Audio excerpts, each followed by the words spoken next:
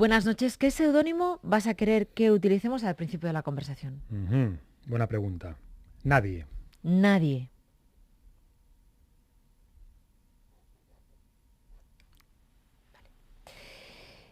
Arrancamos siempre en el mar, así que vas a escuchar el sonido del mar, de las olas llegando a la orilla.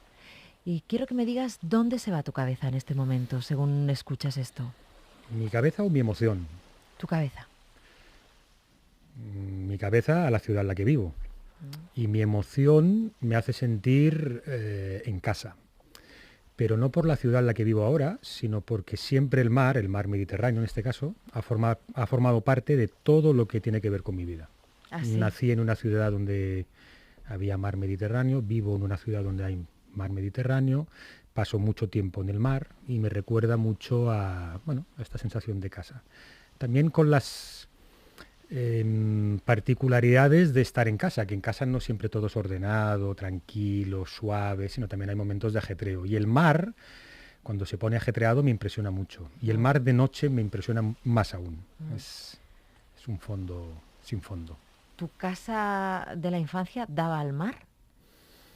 Mi casa de la infancia no daba al mar, pero pasaba el verano en una casa idílica a día de hoy, porque estaba encima de una roca, era una casa muy grande, donde había mucha gente, y había unas escaleras que iban directamente al mar.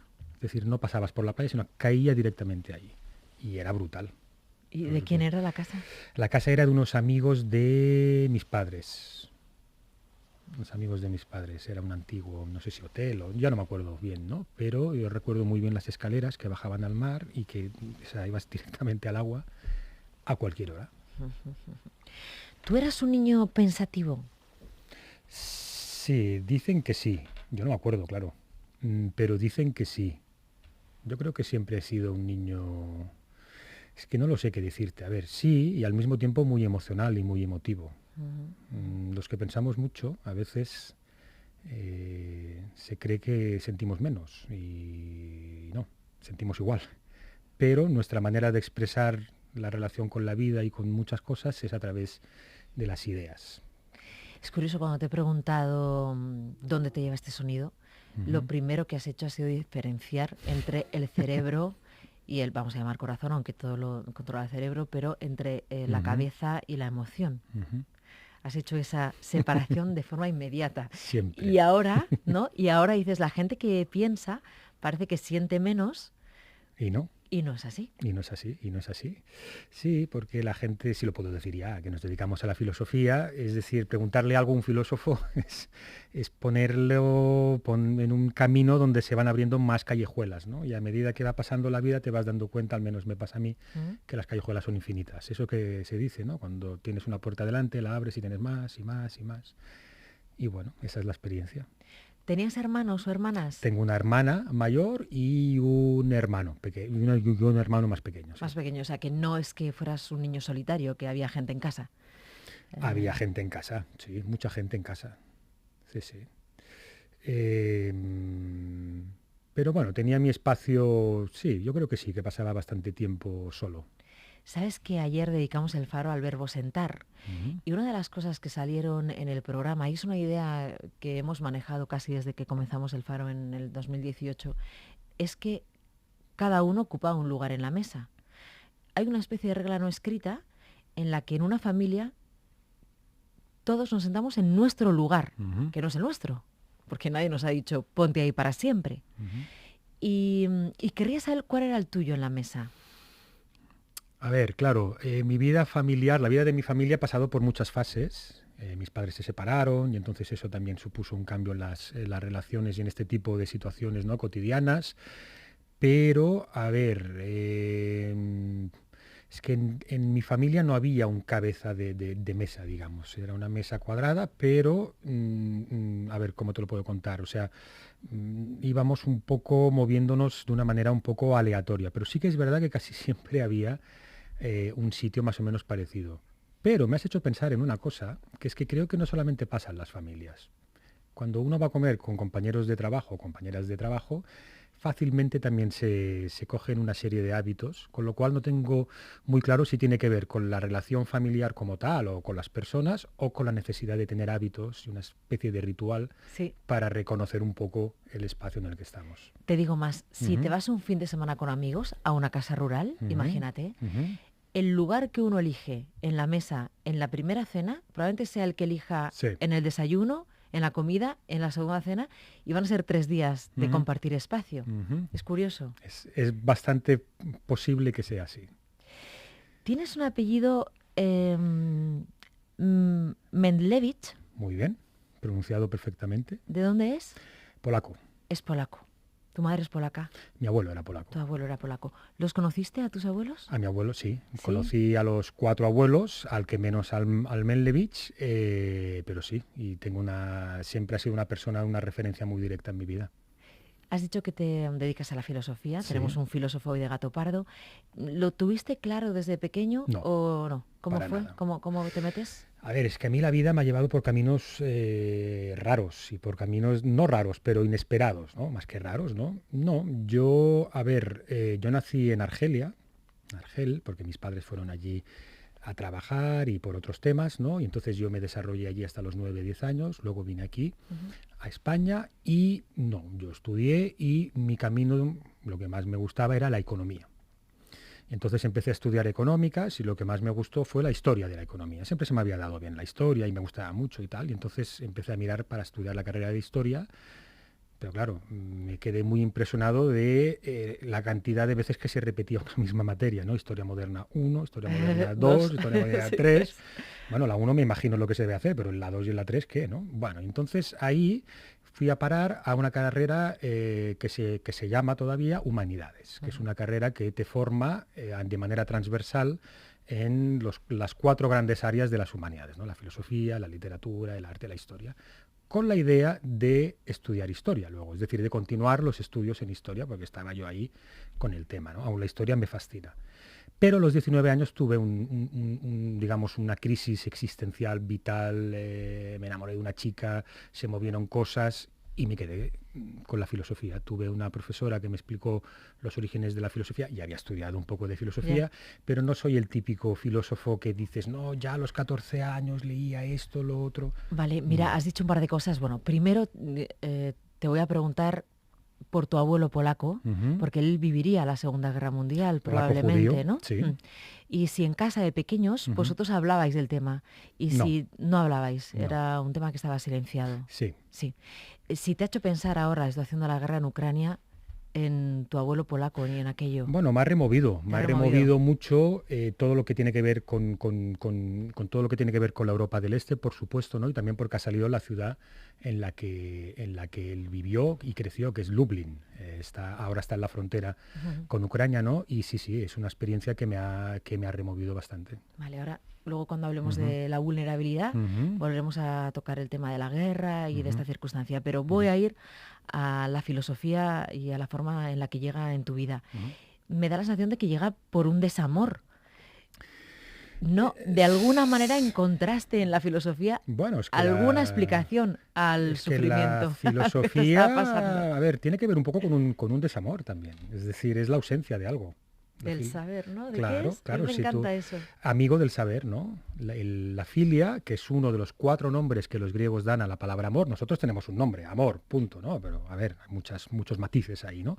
Y uno de los nombres, filia, que es amistad, ¿no? Amistad y amor, que comparten también etimología, ¿no? Es amistad con el saber, claro, es algo que no tienes. Es algo que buscas, es algo que nace desde mi punto de vista, y yo creo que ahí lo has visto muy bien, desde mi experiencia, desde un dolor. Hay un dolor, ¿no?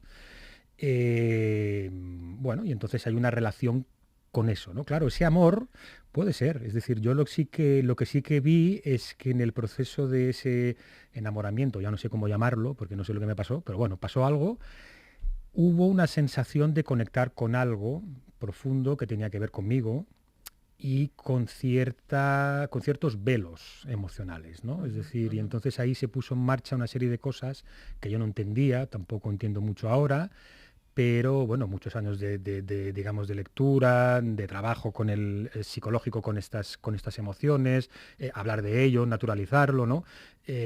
Bueno, sí, claro, tiene que ver con ese fondo, ¿no? Y es una energía que nace. Es una energía que nace y en el fondo creo que estoy en ese mismo punto. Es decir, en esa misma experiencia de extrañeza con la vida y al mismo tiempo de cotidianidad total, ¿no? Dices que qué raro y qué cotidiano es, Sí. ¿no? Pues ahí estoy. Sí, Ahí sí. estoy y ahí me muevo. Bueno, voy a ir al seudónimo, Ujú. porque te has puesto Nadie. Mm. La pregunta es, ¿quién es Nadie? Es una pregunta fantástica. De hecho, te tengo que decir, preparando un poco la sesión, porque me dijeron, digo, bueno, pues vendrás aquí y tal, al Gato Pardo. Digo, ¿yo, al Gato Pardo? Sí, sí, pero yo, sí, sí. No, míratelo, no, sí, ya sé de qué va. Hay un seudónimo, el mar, el faro al final, Sí. ¿no? Y pensé, ostras, un seudónimo, ¿no? ¿Y por qué Nadie? Siempre me impactó la historia de Odiseo, me voy a los orígenes, ¿no? De Odiseo cuando se encuentra con un cíclope, con Polifemo, ¿no? Y le dice, el Polifemo le pregunta, bueno, ¿y tú quién eres? ¿Cuál es tu nombre? ¿No? Y él dice, Nadie. Y dices, ¿pero por qué le dice esto? Bueno, porque después hay una peripecia que el Polifemo dice, nadie me ha atacado. Bueno, pues ya está, si nadie te ha atacado, ya está, ¿no? Tiene que ver con la historia, ¿no?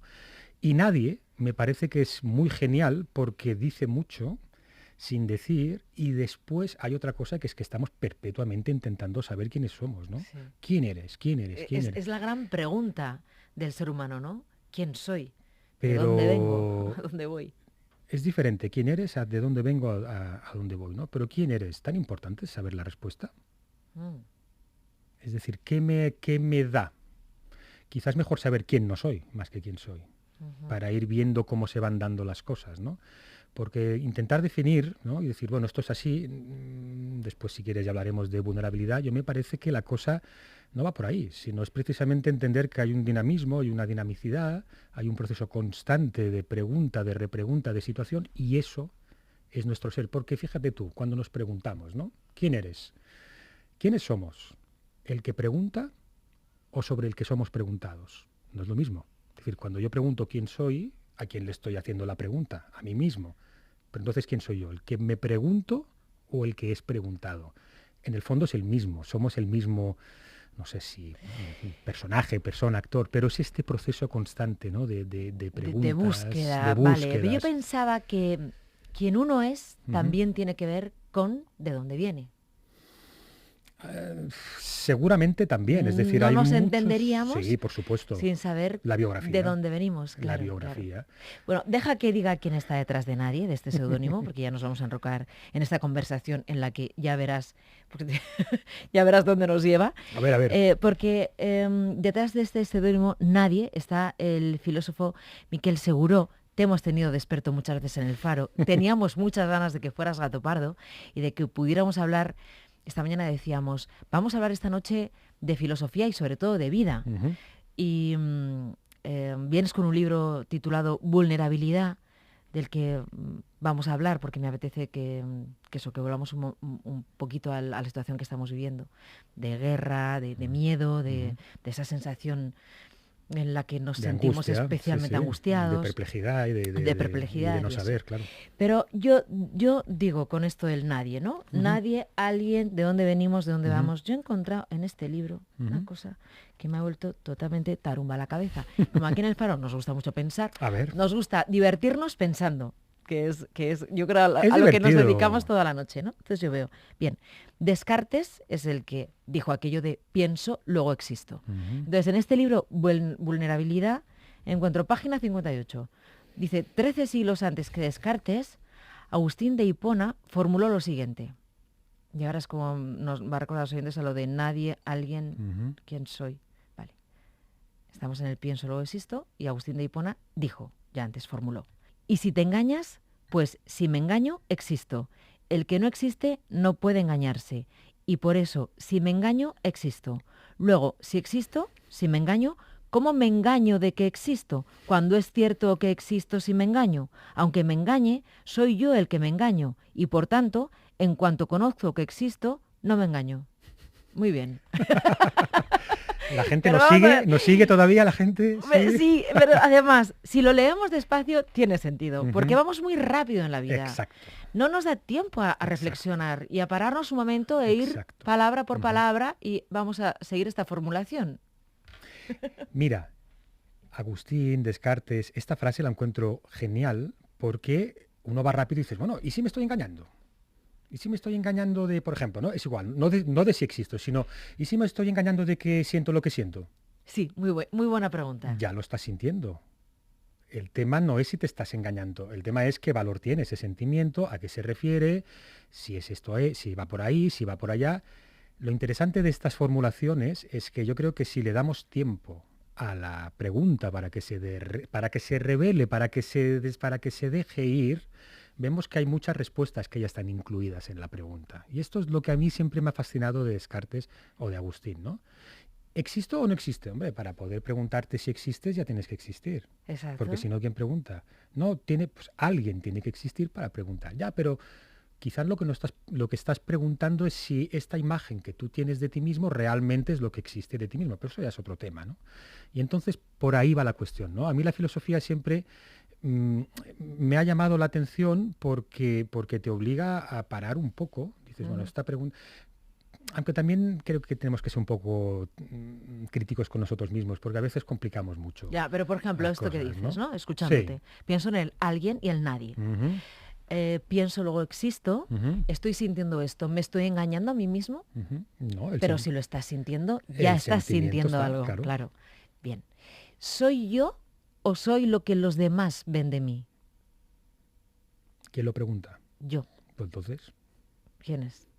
no lo sé, pero entonces ahí estamos, en el mismo proceso que tú ya estás preguntando, de alguna manera ya estás, no te diré trascendiendo, superando ni mucho menos, pero ya estás poniendo en cuarentena eso que a ti te inquieta tanto. Oye, ¿de verdad seré yo quien quiero ser? ¿O soy lo que mis padres me dicen, o la sociedad, o la educación, o esto, o lo Sí, o otro, estoy cumpliendo o estoy cumpliendo expectativas y no soy expectativas o tal? exactamente lo que yo deseo, sino lo que los demás esperan de mí. Pues esto, la siguiente pregunta es, ¿y quién lo pregunta?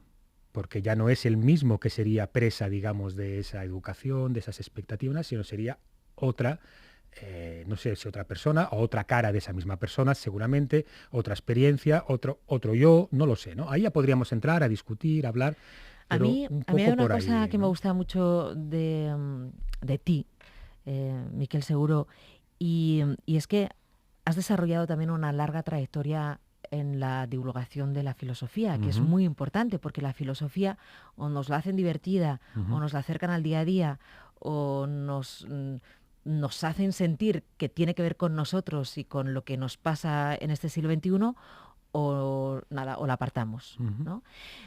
Entonces, este libro, Vulnerabilidad, del que nosotros habíamos hablado alguna vez por teléfono, ujú, pero ahora he tenido oportunidad de leerlo desde otra perspectiva, que es desde lo que nos está pasando, me ha enseñado varias cosas. Por ejemplo, la palabra vulnerable sonaba mal, ¿no? Parece una palabra mm, no es peyorativa ujú, la palabra que quiero utilizar, pero la vulnerabilidad nos deja en una situación un poco de inferioridad. ujú, Y leyendo el libro, ujú, a mí lo que me parece es que ujú, no nos hace menos, nos hace más, porque nos hace vivir en un mundo en el que todo lo que nos pasa nos afecta. ujú, Y nos damos cuenta de que realmente nos afecta. Tú dices algo así como, somos vulnerables porque nos afecta lo que nos pasa. ujú, Y eso no es malo, ujú. eso es bueno. Bueno, eso es para empezar, ¿no? Déjame decirte dos cosas Sí, antes de empezar con esto, ¿no? Que has dicho dos cosas muy interesantes y muy importantes, creo yo. Una, que has dicho que la filosofía tiene que entenderse. bajar a la cotidianidad. Mm. Yo lo encuentro fundamental. De hecho, la filosofía nace para mí de la cotidianidad. Es decir, son experiencias porque no hay otra vida que la cotidianidad que conozcamos, ¿no? Pero nuestra vida, aquí y ahora, digamos, se desarrolla en el día a día. Que te levantas, haces esto, no sé qué, tal y cual. Con lo cual no es la vida cotidiana como algo ajena a la vida, sino que la vida se desarrolla ahí. Primer punto, ¿no? Y el segundo elemento que me parece muy importante es, no sé si tiene que ser divertida, pero sí que tiene que ser interesante. No todo lo interesante es divertido, yo creo que este es un tema que se podría pensar, ¿no? Pero sí que hay cosas interesantes que no son forzosamente divertidas, en el sentido de que a veces nos pueden costar, nos pueden llevar a situaciones de cierta incomodidad, nos pueden sacar un poco de nuestro espacio cotidiano conocido en el sentido de ya previsible, ¿no? Y entonces nos ponen en una situación de, ostras, de incertidumbre, ¿no? Sí, incertidumbre, es una bonita palabra. Y entonces por ahí, bueno, pues se van dando cosas, ¿no? Claro, la experiencia de la cotidianidad para mí es la experiencia de la vulnerabilidad. Y yo entiendo la vulnerabilidad exactamente como tú has dicho, ¿no? Como un proceso de afectabilidad. Y eso es así, es decir, somos seres afectables por todo, es decir, por la luz, por lo que pasa, por las ideas, por la educación que recibimos, por lo que comemos, por lo que nos dicen, por todo. Es decir, somos seres relacionales, somos seres relativos a un contexto, a unas personas, a unas vivencias, a cantidad de cosas, ¿no? Y esto es un proceso constante. Y entonces yo entiendo que la vulnerabilidad tiene que ver con eso, con esa afectabilidad. Hay afectabilidad en el punto desagradable, que hay que intentar superar y mitigar, pero yo siempre me he preguntado también, y volviendo a los amores, digamos, de juventud, ¿no? Claro, si no fuésemos vulnerables, afectables, ¿cómo podríamos amar? ¿Cómo podríamos, digamos, dirigirnos a una persona que su mirada, su presencia, su palabra, su gesto, nos impacta de tal modo que modifica incluso hasta nuestra identidad, nuestra construcción de la identidad, ¿no? De la identidad, o sea sí. que esta afectabilidad para mí me parece que es fundamental. Y entonces tiene que ver con la capacidad de poder disfrutar de un paisaje, de un acto bello, de amar, de poder leer y también, claro, de sufrir y de padecer. Claro, de amar, del desamor, de la vida, de de perder a alguien a quien queremos que ya no está. Mira, querría hablar contigo de la guerra. Sí, en todo este tiempo es la primera vez que tengo oportunidad de hablar con un filósofo. Entonces, Miquel Seguro, estamos especialmente vulnerables con la guerra de Ucrania, con la invasión de Rusia a Ucrania. Y una vez que tuve oportunidad de presentar a Zygmunt Bauman en uno de sus últimos viajes aquí a España, que aparecía este filósofo del siglo XX como una estrella de rock en un escenario, es una cosa que me impactó mucho.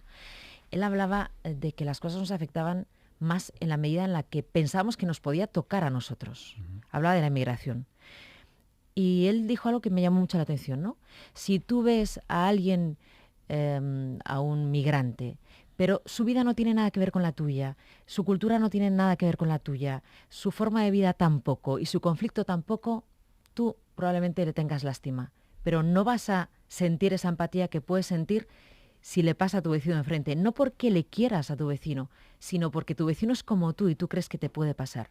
Lo que está ocurriendo y lo que estamos sintiendo, el miedo, la vulnerabilidad, la empatía, la solidaridad, el cariño con Ucrania y su población, tiene que ver con que tenemos miedo a que nos pase a nosotros. Luego porque conflictos armados hay muchos en este mundo. Yemen, Siria, Afganistán, conflictos que no se han cerrado en El Salvador, en un montón de lugares de África. Pero lo de Ucrania... Mira, no lo sé. Los que nos dedicamos a la filosofía hacemos preguntas, ¿no? Y a mí, por ejemplo, con todo lo que está pasando, tengo una sobrina de 9 años que me hace muchas preguntas y hace las mejores preguntas porque los niños hacen las mejores preguntas. Y la verdad es que me preguntó, ¿no? Oye, bueno, ¿y la pandemia por qué? Bueno, pues esto, pues hay un virus, una enfermedad, tal, esto, nos tenemos que cuidar, entre todos tenemos que ser corresponsables, todo esto. ¿Y la guerra por qué? No lo sé. Dice, ¿cómo puede ser que nos unamos para poder combatir un virus y no nos pongamos y nos compliquemos tanto la vida y nos hagamos tanto daño en todos estos conflictos que tú has comentado, ¿no? Sí. Entonces, pero la diferencia, Miquel, desde el punto de vista de la filosofía es que el miedo que sentimos ahora no lo hemos sentido con la guerra en Yemen, ni con Siria, que es un conflicto que sigue abierto. Claro, esto es una pregunta muy personal. Yo en mi caso sí, es decir, yo en mi caso todo lo que tiene que ver con experiencias humanas, claro, como te digo, crecí fuera, crecí en otro país. Te preguntaba por tu abuelo también, porque claro, por mi abuelo, ¿no? Es decir, todas estas vivencias, ¿no? Es decir, todo lo que tiene que, o sea, toda la vivencia humana, todo lo que tiene que ver con vivencia humana, se dé donde se dé, a mí me impacta mucho y me afecta mucho. Y como yo te digo, yo vuelvo a estas preguntas, ¿no? Porque me hizo esta pregunta y me quedé Y me dijo, bueno, pero tú te dedicas, ¿no? Mis otros sobrinos, que tienen 17 años, ¿no? Y 15, tú te dedicas a la filosofía, tú tendrías que... No, la filosofía hace las preguntas, pero la filosofía no tiene las respuestas. Y es que no hay respuesta. Es decir, ¿cómo puede ser? O sea, la pregunta Para mí filosófica esto es cómo es, puede ser que en para el siglo mí, XXI haya en una cualquier guerra siglo, es más. decir, en cualquier siglo, en cualquier Bueno, no, momento, porque es como que no hemos aprendido nada. pero ¿cómo puede ser que como seres humanos, ¿no? Y ahora que hemos tenido esta experiencia, ¿no? De tener que enfrentar una dinámica biológica tan brutal como es que, bueno, hay un virus y tenemos que interactuar con él de la mejor manera posible para paliar los efectos que tiene, ¿no? Y seamos capaces de esto y sin embargo haya hambre, haya toda la violencia que hay, haya guerras, es incomprensible. Es verdad que durante la pandemia Es el mundo incomprensible. se unió. Es verdad que durante la pandemia el mundo se unió. Y todos a una. Uh-huh. Y de repente ahora Es decir, estamos más ¿por qué separados nos que nunca. complicamos la vida? ¿Por qué Mm. nos hacemos tanto daño en lo macro, ¿no? En estos conflictos que tú has dicho, ¿no? Bueno, y también en el día a día, en las complicaciones que tenemos, ¿no? Que son de otra índole, por supuesto, ¿no? Pues no hay respuesta. Lluís Duc, que era un filósofo tremendo, ¿no? Aparte de amigo y muy querido, ¿no? Por muchos ahí en Cataluña, hablaba de la ambigüedad humana. Es el ser ambiguo. Y esta ambigüedad, pues ¿qué hacemos con ello? Pues no lo sé. Y esta pregunta de mi sobrina, 9 años, bueno, ¿y esto por qué? Ojalá te lo pudiera decir y ojalá paremos ya de hacernos daño de todo esto, ¿no? Que no nos lleva a ninguna parte. ¿Te has preguntado qué hay después de la muerte, Por Miquel Seguro? supuesto, por supuesto. ¿Has llegado a alguna conclusión? A la tuya entiendo que Mira, también es algo muy personal. hay una frase muy buena de Blaise Pascal, que se ha descontextualizado de muchas cosas, pero yo creo que la podemos utilizar, ¿no? Cada uno un poco, porque la filosofía tiene esta parte de que tú lo lees, pero después lo importas y lo filtras un poco a tu manera, ¿no? Que es que el corazón tiene razones que la Que la razón razón no entiende. desconoce, Sí. exactamente. Yo no sé lo que hay, por supuesto, no sé si alguien lo sabe, pero tengo una esperanza. ¿Cuál es? No te la sé tematizar. ¿Es así? ¿En qué creo? No lo sé, pero creo en algo. ¿Será una esperanza en un reencuentro? Eh, sí y no. Sí y no. Hay una parte que sí, pero hay una parte que no, porque tampoco es una despedida total. Esa es otra experiencia, ¿no? Supongo que te estás refiriendo a... Bueno, mi madre murió hace 10 meses, casi 10 meses, y está siendo una experiencia, bueno, que yo intento ir apuntando cosas, me gustaría poderla escribir en algún momento, no sé si para publicarlo o no, ya veremos, pero es una experiencia muy densa de muchas cosas y muy fuerte en muchos sentidos. Cada cual vive estas situaciones como las vive, según el contexto, según lo que se da, o sea que en estos temas tan íntimos, cada uno yo creo que tiene que apelar a lo personal, ¿no? Yo lo personal para mí es que es una situación, por ejemplo, ¿no? Ahora que te he dicho que son casi 10 meses, hay días que pienso ya son 10 meses, como parece que, bueno, ya han pasado cosas, y al mismo tiempo solo hace 10 meses, ¿no? Eh, la extrañeza de que no esté me parece todavía absolutamente inconcebible y al mismo tiempo pienso, y si te la encontraras ahora en la calle, que, ostras, también que es un poco extraño ya, ¿no? Bueno, entonces, ¿dónde está la extrañeza? Es una vivencia compleja. Compleja, sí, sí. Tenemos que irnos a un faro. Uh-huh. Entonces dime, ¿con quién te gustaría estar, Miquel Seguro? Y también os pido siempre que me digáis qué música te gustaría que Uf, sonara. tantas músicas. Mira, yo con la música me pasa que me gusta casi todo. Tengo los ritmos árabes que me encantan, claro, de la infancia. Me encanta eso que llamamos la música clásica, que no es música clásica, sino que es música, es otro tipo de música, pero también el rock, también, es que no sé. A ver, la primera que me venga a la cabeza, Going Home, de Mark Knopfler. Es muy tranquilita al principio, después se va animando y no hay letra. Vale, Y a mí la música sin letra me gusta. te gusta.